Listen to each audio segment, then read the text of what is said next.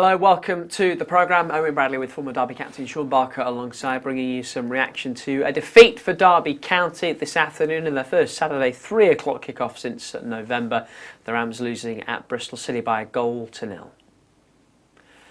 Yeah, Luke McNally's first half strike, goal from a set piece, was the difference between the teams this afternoon. Derby did draw a couple of saves out of the home goalkeeper in the first half, but the Rams certainly looked as though they ran out of steam in this one. Still just one away win for the Rams so far this campaign.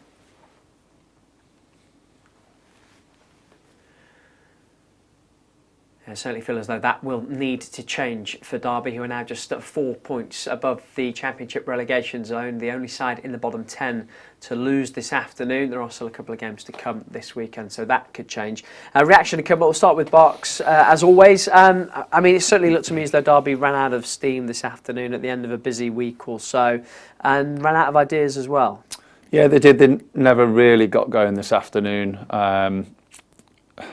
Saying that there wasn't a huge amount between the two teams. Bristol City for me were poor, and I'm looking at this as an opportunity missed because we're looking desperately for an away win, a bit of confidence on the road. It has to be a little bit of a mentality thing when you lose so many and don't pick up points and put in performances and don't pick up anything. It can be frustrating, but we need to find a way. And this afternoon we never looked a threat. I don't think either team had real quality in their side. And one of the differences when you're looking to make changes, who are you bringing on that's going to cause something, a disruption to the opposition? Who's going to grab the game by the neck? And nobody did this afternoon. And ultimately, the biggest disappointing is you come away with nothing because of a set piece. We understand the importance of a set piece. We put huge emphasis on it, especially when two teams are tight, and we switch off and we get punished. Yeah, not the first time this season that Derby have looked on with a bit of envy at the opposition substitutes at bench. Let's get some reaction from Ashton Gate. Here's the head coach Paul Warne for you. Yeah, pretty disappointed. I didn't I said it in every other interview, so I'll stick to my mantra. Really, that we're just struggling. Really, it felt like a game too much for us. These 4 games in quick succession. We just looked off it today. I didn't think we won many challenges. We didn't play forward enough, and I just didn't think that was representative of us. Really, we've got obviously illness in the camp and injuries, and I know every club has them sort of things, but it does feel like it's hit us hard and it has drained a lot out of the lads. And I think that was evident on the performance. We tried to make as many changes as we could. We tried to get more energy into the team, and sort of the more we tried, not the worse we looked. That's not fair on the subs, but the more we tried, we seemed to have less effect. So there were some very tired bodies out there for both sets of players. I think we just didn't do enough to really put a glove on them to come away with 3 points. To lose to a set play must be pretty galling, because we know how much emphasis you place on them, and as well because you'd started pretty brightly and got in some good areas from an attacking point of view. Yeah, I thought we started really well, thanks, especially after we didn't start well at Sheffield Wednesday. So we've been discussing that, and it's a bit like, we sort that out, but then don't sort that out. So I thought we started well, thanks, and I thought, the game was quite close. They score a set piece, that gives them a bit of confidence. We have a really good chance. In fairness, Nat connects really well, but the keeper makes a save. The keeper makes a couple of saves, and I always thought we were going to get back into it. And then the longer the half went on in the second half, we just looked. It looked like to me we just looked a bit jaded. Some of the players looked tired, and I understand why. And then you try and put fresh legs on, hoping it's going to have a successful outcome, but we didn't get any better, really. That's probably the nicest way to put it. We didn't create any more real cut chances apart from a couple of set pieces, but we didn't do enough. That is my honest opinion. It's been a demanding schedule, and you mentioned there you've had illness and injuries as well, and when they're sort of mainstays like Erin Cashin, Ibu Adams, it has an impact, doesn't it? Yeah, it does. Look, it feels really, obviously I'm an emotional guy, it feels really raw after defeat. All the people who kindly came to support the team today, I don't think we were representative of our club today, as in like that's not how we want to be remembered. I just think, like I said, I think it's the end of the 4th game. Lads had nothing more to give, and we are missing key players. which is disappointing. But I'm looking forward to welcoming them back and seeing our team perform at a better level to give ourselves a chance. So look, at 1-0 set piece goal, they had more chances, as did we. But it's disappointing to concede off a set piece, and it's just disappointing. I just didn't think we'd done ourselves any justice today, really. And that's something that you've very rarely said about your group at Derby, so it's not like it's a recurring theme or anything like that. Is it just like you say there, maybe it was one game over the festive period too far?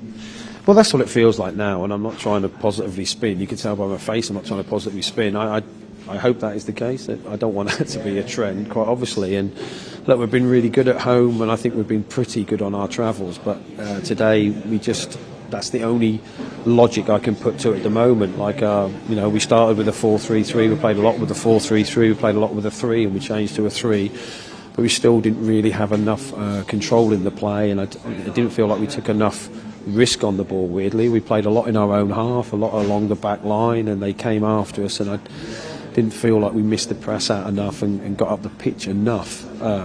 So I'm hopeful that a week's training we can get back into lads, maybe have a new face in, or a player come back from injury, which would be great to help us out, because it felt like today was a day where, in my head it was a day where like Warne would come on out wide right, Corey Blackett would come out on wide left, and you could really have a go at them. And unfortunately we didn't have that with us today, and it felt like when we were making changes we probably didn't have enough attacking threat, I think is fair.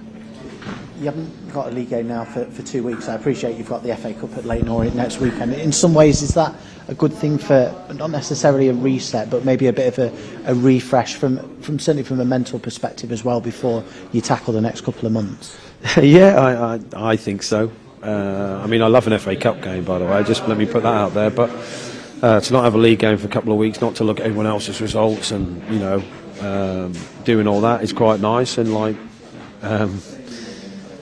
the group are just exhausted, really. So I think that they listen to my voice every day for the last 10 days. I think they've had enough of me. So it'd be nice just to refresh. It'd be nice to have an FA Cup game and enjoy that for what it is. It'd be nice to be able to, refresh in the team a little bit. And it will also give you, I don't mean a lull, but it will give me an opportunity to help to strive to strengthen the squad. So so hopefully next couple of weeks we'll bring in a lot of good news, a lot of fresh faces, a lot of old faces, as in we know them, but and then we can really attack January and get back to how we've been doing. That's Derby boss Paul Warne, who I think looks like he needs a break as much as his players do, Sean. It's been a big effort from them, and they've not had a great deal to show from it from these 4 games over Christmas and New Year. In terms of today, you mentioned it already, it's galling when a set-piece goal is the difference between the sides, because that is an area where we know Derby puts such importance. Yeah, it's the fine details when you're playing against a side that isn't dominating the game, and I don't think either really grabbed the game. It was there for either to take, which is one of the disappointments from my point of view. But set pieces can be key, and we switched off, and it was a really poor one to concede. Kane has to do better from those set pieces. He's had a couple of times this season in the defensive ones where he switched off, and we've conceded, and it can make a big difference.